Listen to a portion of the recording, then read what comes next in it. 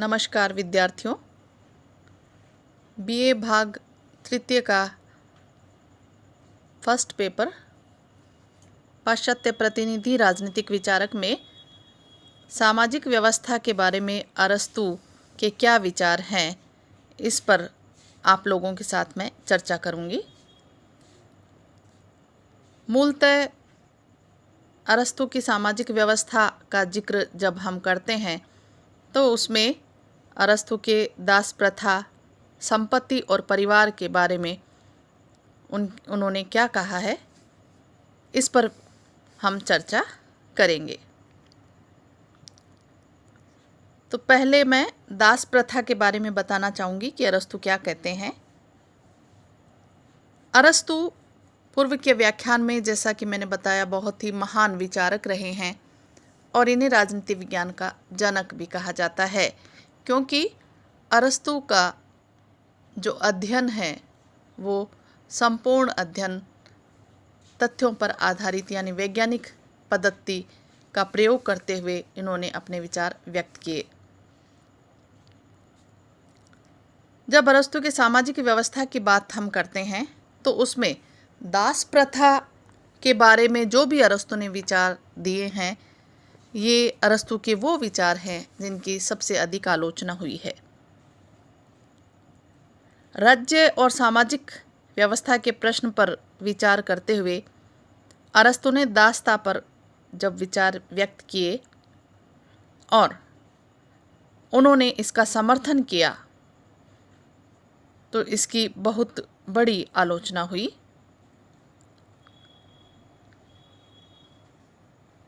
Homer के समय से दास प्रथा सामाजिक जीवन का एक आवश्यक अंग रही है।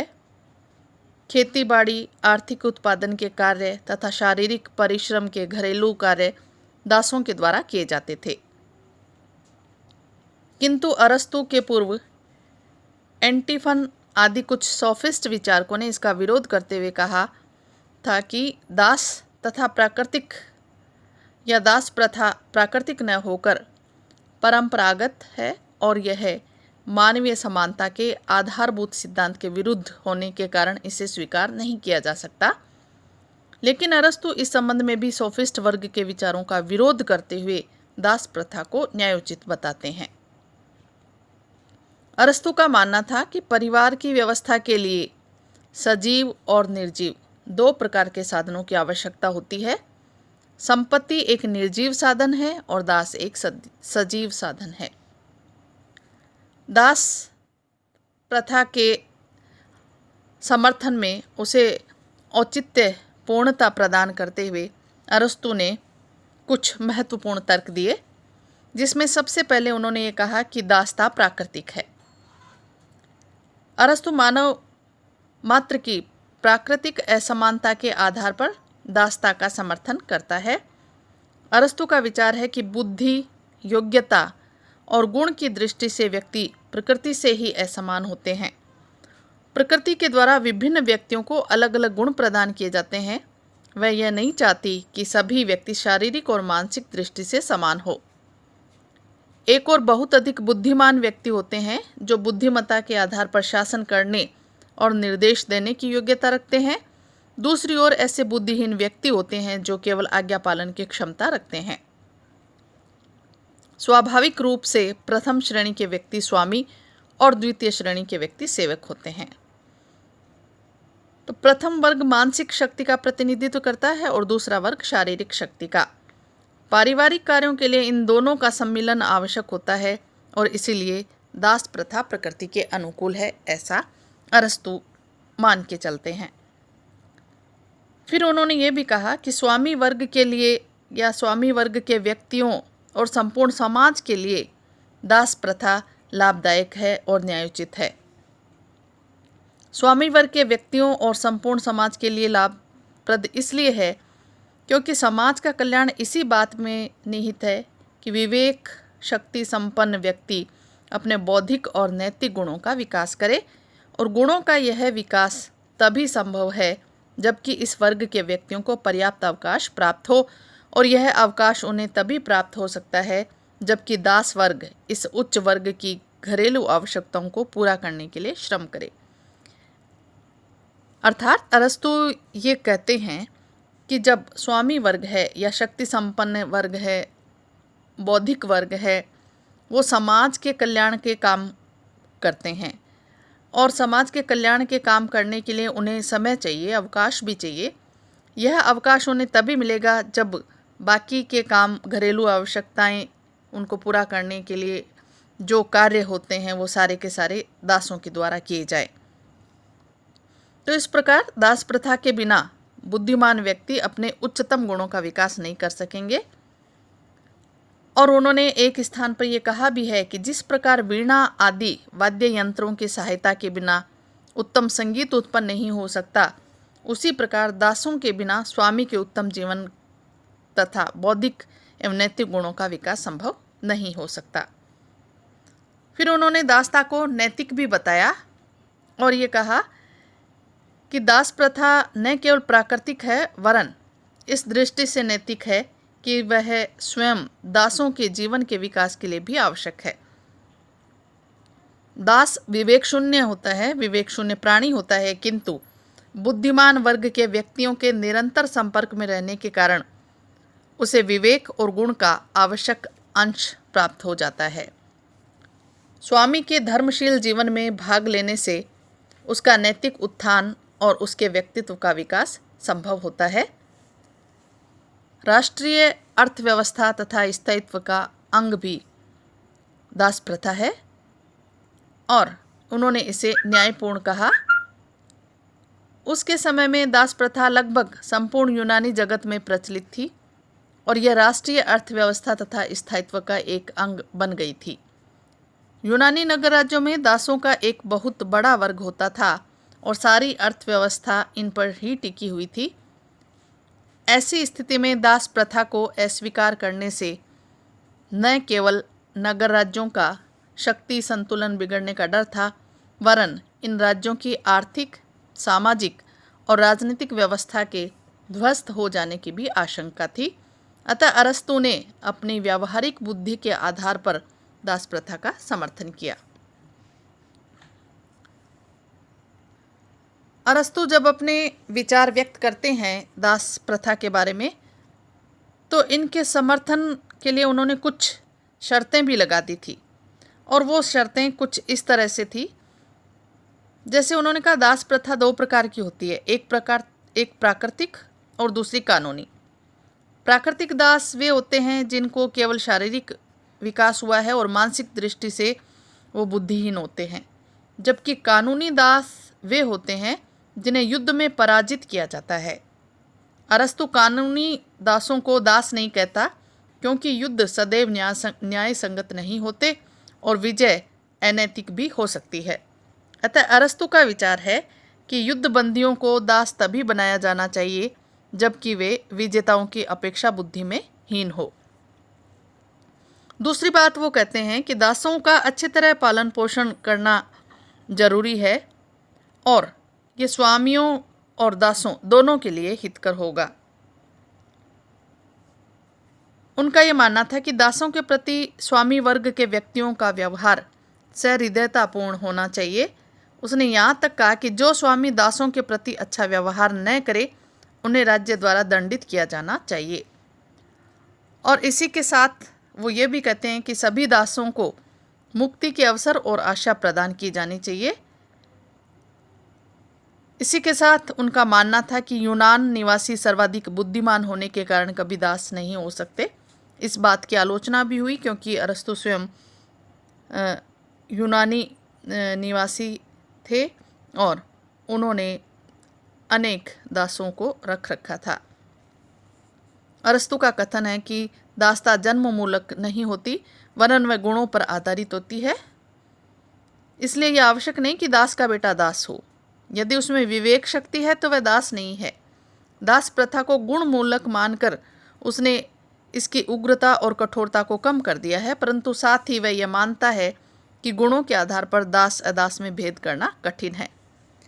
हालांकि अपने तरीके से अरस्तु ने दास प्रथा को उचित ठहराने और न्यायोचित ठहराने का प्रयास किया है, लेकिन फिर भी ये स्वीकार्य नहीं है और अरस्तु के इस त्रुटिपूर्ण सिद्धांत को अस्वीकार किया गया, आलोचना की गई और ये कहा गया कि मानव समूह का विभाजन असंभव है, क्योंकि मानव समूह को गुण और योग्यता से युक्त उच्च वर्ग और बुद्धिहीन निम्न वर्ग में जो विभाजन किया है अरस्तु ने, वो अन्याय संगत है।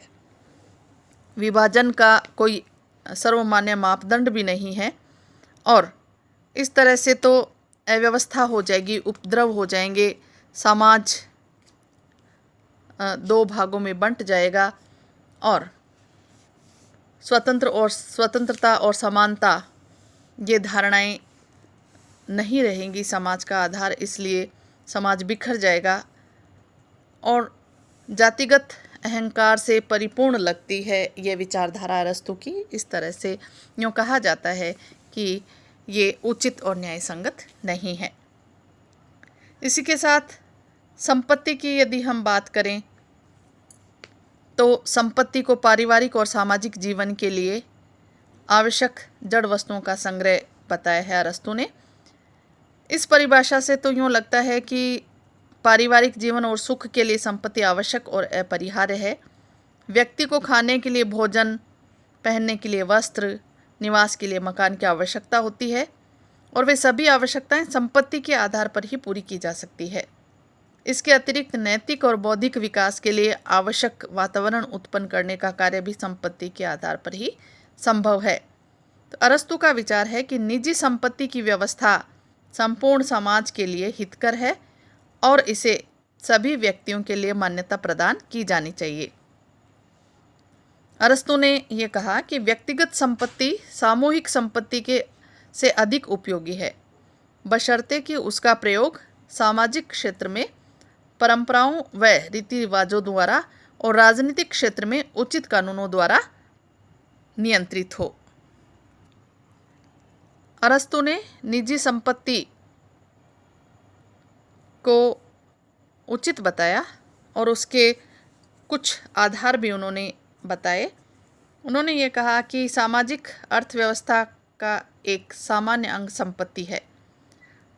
जब प्रत्येक का विशेष स्वार्थ होगा तो व्यक्ति अधिक प्रगति करेंगे और क्योंकि प्रत्येक व्यक्ति अपने कार्य पर पूरा ध्यान देगा, व्यक्ति उस समय निश्चित रूप से कठिन परिश्रम करेंगे जबकि उनका निजी स्वार्थ उसमें निहित होगा। यानी कठिन परिश्रम व्यक्ति तभी करेगा जब उसको कुछ ना कुछ लाभ होगा, इसलिए निजी संपत्ति जरूरी है। प्रकृति के द्वारा ही व्यक्ति को संपत्ति प्राप्त करने की प्रवृत्ति प्रदान की गई है, ये उसकी स्वाभाविक प्रवृत्ति है। यह परिवार के अस्तित्व और उसके सुचारू संचालन के लिए भी अति आवश्यक है। संपत्ति के आधार पर ही व्यक्ति जीवन की सुरक्षा प्राप्त करता है और यह सद्जीवन का भी एक आवश्यक साधन है। व्यक्ति का संपूर्ण विकास संपत्ति के बिना नहीं हो सकता और संपत्ति के बिना उदारता, स्वतंत्रता, अतिथि सत्कार आदि जैसे मानवीय गुणों का अभाव हो जाएगा। इसलिए संपत्ति का होना अत्यंत आवश्यक है। मनोवैज्ञानिक आधार पर भी अरस्तु निजी संपत्ति की संस्था का समर्थन करते हैं, क्योंकि उन्होंने कहा ये एक सुख का साधन है और लगभग सभी व्यक्ति संपत्ति से प्रेम करते हैं। तो निजी संपत्ति का स्वामित्व व्यक्तियों में नागरिक उत्तरदायित्व की भावना उत्पन्न करने में सहायक है। संपत्तिहीन व्यक्ति राज्य के कार्यों में कोई रुचि नहीं लेगा, लेकिन जिन व्यक्तियों के पास निजी संपत्ति होती है वे इसकी रक्षा के लिए राज्य की ओर देखते हैं और राज्य के कार्यों में रुचि भी लेते हैं। तो जिन व्यक्तियों के पास संपत्ति होती है वे इसका प्रबंध करना जानते हैं और इस प्रकार के अनुभव के आधार पर राज्य के प्रबंध में भी उपयोगी रूप से भाग लेते हैं। इसलिए अरस्तु ने कहा कि संपत्ति बहुत ही ज़रूरी है, निजी संपत्ति, और ये प्रत्येक व्यक्ति के लिए ज़रूरी है ताकि समाज और राज्य का कल्याण हो सके। संपत्ति के वितरण की बात जब हम करें तो अरस्तु ने बहुत ही सुंदर इस विवेचन किया है संपत्ति के वितरण के बारे में। धन के दूषित वितरण और आर्थिक विषमता को जन असंतोष और क्रांति का कारण भी अरस्तु ने माना है, जैसा कि मैंने पूर्व के व्याख्यान में भी आप लोगों को बताया। आर्थिक विषमता को रोकने के लिए 3 वैकल्पिक व्यवस्थाओं का वर्णन अरस्तु ने किया। सबसे पहले, संपत्ति वैयक्तिक हो किंतु इसका उपभोग सामूहिक हो, यानी सब लोग इसका समान रूप से उपभोग कर सकें। व्यक्ति सामूहिक हो पर इसका उपभोग वैयक्तिक होना चाहिए। संपत्ति सामूहिक हो और इसका उपभोग भी सामूहिक हो। अरस्तु इसमें से प्रथम विकल्प के पक्ष में ये कहता है कि स्पष्टतया श्रेष्ठ है कि संपत्ति वैयक्तिक हो किंतु उसका उपभोग सामूहिक होना चाहिए। अरस्तु के अनुसार धनी व्यक्तियों को अपना धन सार्वजनिक कार्यों में लगाना चाहिए। उनके पुस्तकालय, चित्रशालाएं और उद्यान साधारण जनता के लिए खुले होने चाहिए। निजी संपत्ति को सामान्य उपभोग के साथ संयुक्त करके वह व्यक्तिवादी और साम्यवादी दोनों ही व्यवस्थाओं के लाभ प्राप्त कर लेता है। तो संपत्ति के बारे में ये बहुत ही सुंदर विचार अरस्तु प्रस्तुत करते हैं। परिवार की बात यदि हम करें, अरस्तु प्लेटो के स्त्रियों के साम्यवाद को कभी स्वीकार नहीं करता और उसके अनुसार यह नितांत अप्राकृतिक है और उपहासास्पद है। अरस्तु परिवार संस्था को मानव जीवन के लिए स्वाभाविक, आवश्यक और उपयोगी मानता है और अरस्तु ने कहा कि परिवार विकसित समुदायों में सबसे प्रमुख समुदाय है जो मनुष्य द्वारा अपनी दैनिक आवश्यकताओं की पूर्ति के लिए संगठित किया जाता है। अरस्तु के अनुसार स्त्री, पुरुष तथा स्वामी और दास के योग से जो समूह बनता है वही परिवार है। तो अरस्तु ने प्लेटो के परिवार नामक साम्यवाद का खंडन किया और ये कहा कि परिवार एक प्राकृतिक संस्था है जिसका अस्तित्व व्यक्ति के लिए अत्यंत आवश्यक है और उसके व्यक्तित्व का संपूर्ण विकास तभी होगा जब परिवार के साथ वो रहेगा। उसकी प्राथमिक आवश्यकताओं की पूर्ति के लिए परिवार विद्यमान है। इसके द्वारा नागरिकों के बौद्धिक और नैतिक विकास का मार्ग भी प्रशस्त किया जाता है। इसलिए परिवार के संबंध में अरस्तु ने सदैव ये कहा कि ये अत्यंत आवश्यक संस्था है, मानव विकास के मार्ग में सबसे बड़ी सहायक है और इसके बिना मनुष्य के व्यक्तित्व का विकास संभव नहीं है। धन्यवाद।